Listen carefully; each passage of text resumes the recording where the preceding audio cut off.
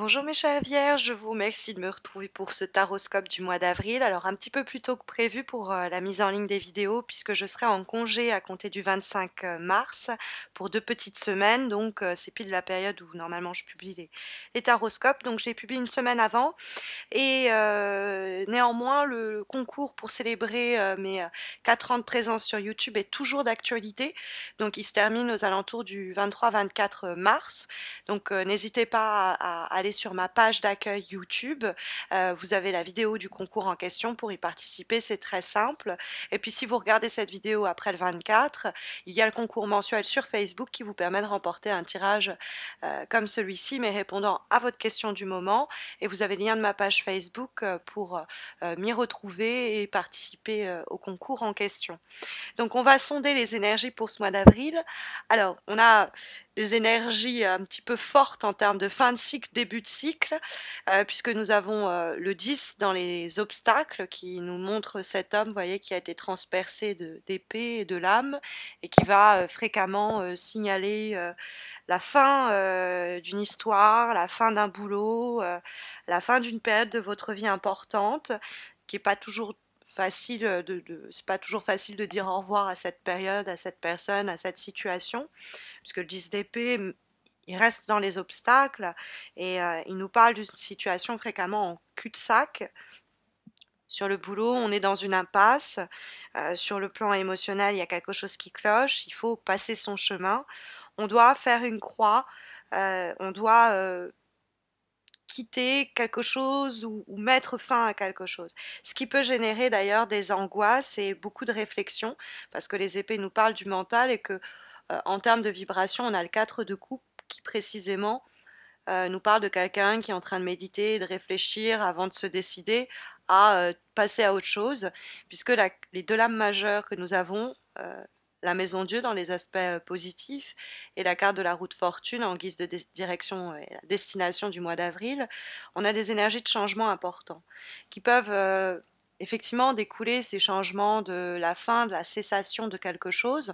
On va pas se mentir avec le 10 d'épée dans les obstacles.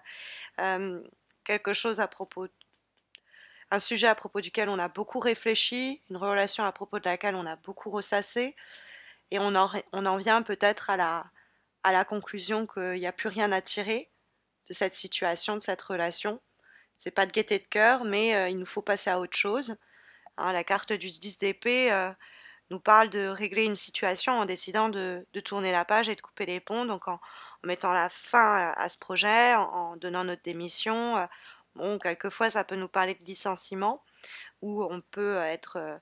c'est l'idée qu'au lieu de quitter, on va être quitté hein, par le partenaire, mais ne vous inquiétez pas, parce qu'après une période de latence, au cours de laquelle vous allez réfléchir aux prochains événements, à comment vous comporter par la suite, il y a des, une série d'événements, peut-être que vous n'allez pas voir venir, qui va relancer tout. Que ce soit l'idée que bah, ce boulot c'est terminé, il va avoir une très bonne nouvelle qui va permettre de démarrer très rapidement un nouvel emploi. Que ce soit cette relation qui se termine, eh bien très rapidement il va avoir une nouvelle rencontre. Ou alors, après que la situation ait été détruite, parce qu'elle était de toute façon en train de se délabrer, elle était en train de tomber en petits morceaux, hein, elle était en ruine, il y a un coup de massue qui finit d'assommer la chose, donc ça finit de vous pousser à la rupture, de vous dire ça, je ne l'accepte plus. Ça permet de mettre à mort la situation en question, laisser un temps de latence pour réfléchir et un petit peu digérer tout cela et repartir sur de nouvelles bases avec le projet, avec la personne. Donc on peut passer par une période très dure parce que même la maison Dieu, elle a ce côté quand même assez soudain et ça peut-être un petit peu c'est un, un coup d'électrochoc des fois, mais du coup c'est comme une sorte de ouais de quelque chose qui comme une paire de claques quoi et ça nous remet les idées en place hein. Donc ça peut être un peu des méthodes un peu triviales pour nous faire nous rendre compte que c'est plus possible. On subit une ultime défaite, on nous met un dernier coup de couteau dans le dos. C'est cette dernière crise-là qui finit de nous dire, bon, c'est terminé.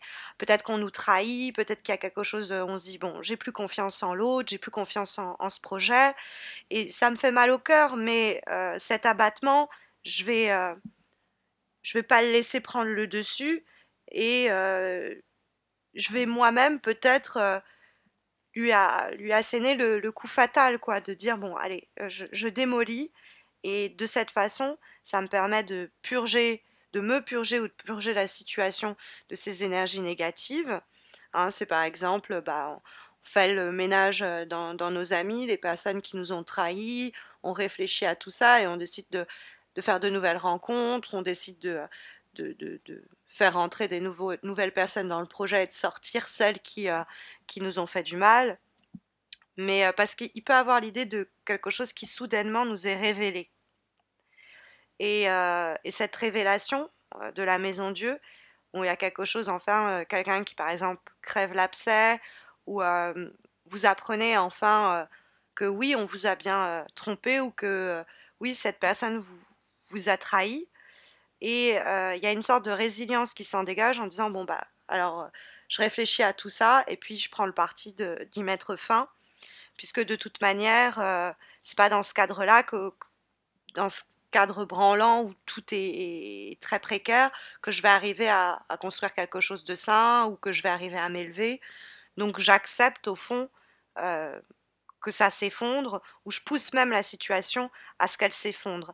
Parce que c'est vrai que la maison Dieu et la carte du 10 d'épée, ça pourrait nous dire, bon bah, il faut faire le deuil de cette situation, de ce projet, accepter que bah, c'est mort, pour faire poindre à l'horizon un nouvel aurore. Vous voyez, les nuages se dégagent et l'aurore, le ciel s'ouvre et l'aurore arrive. Bon, on doit passer par une période un peu sombre avant d'arriver à ces changements de matière très importants qui vont permettre de déterminer la suite des événements de façon positive. Mais bon, il y a l'idée d'être pendant une période victime de quelqu'un, de quelque chose, des circonstances, d'événements sur lesquels on a d'ailleurs pas forcément le contrôle, qui sont quelquefois inévitables, mais si on prend un temps pour réfléchir à est-ce que je dois y mettre fin, est-ce que je dois accepter que ce soit mort, le cadre de couple dans son côté apathique, dans son côté assis, je réfléchis et en l'occurrence, je me salis pas les mains pour le moment, j'agis pas, ça nous parle d'une période qu'on va prendre pour contempler la situation, voir un petit peu bah, les erreurs qui ont été faites, les comportements qui ont été les nôtres et ceux de notre entourage, méditer un petit peu sur ce qui a été vécu, évaluer, réévaluer les situations et les relations, essayer de faire le bilan au fond et d'accepter quand quelque chose est mort est mort. Euh, Ça peut décrire une période un petit peu de temps mort, mais on a un tirage très rapide sur le reste des événements, donc c'est un temps comme ça qu'on prend pour réfléchir, de réflexion et qui doit nous permettre justement de pas rater des opportunités qui sinon sont juste sous notre nez et pourraient rater le coche parce que précisément on se laisse aller à notre tristesse, à notre désarroi quand en réalité c'est mieux comme ça, que ça soit terminé ou quoi.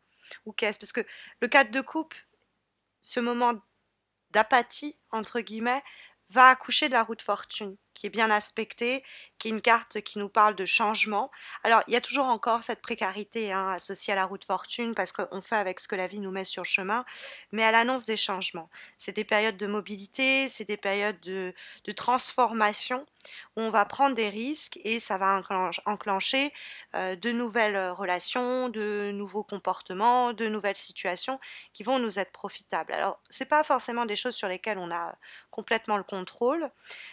Ces changements, c'est quelquefois un peu le destin qui intervient. Mais soit bien on roule avec le destin, entre guillemets, en parlant de la roue, soit on va contre son mouvement et ça pourrait nous être négatif. Parce que il y a cette idée de repartir à zéro, il y a cette idée de par exemple, sur la vie professionnelle, on était dans une période de temps mort, on a réfléchi à comment s'y prendre différemment pour relancer les choses et il y a des entretiens, il y a de nouveaux projets qui surgissent.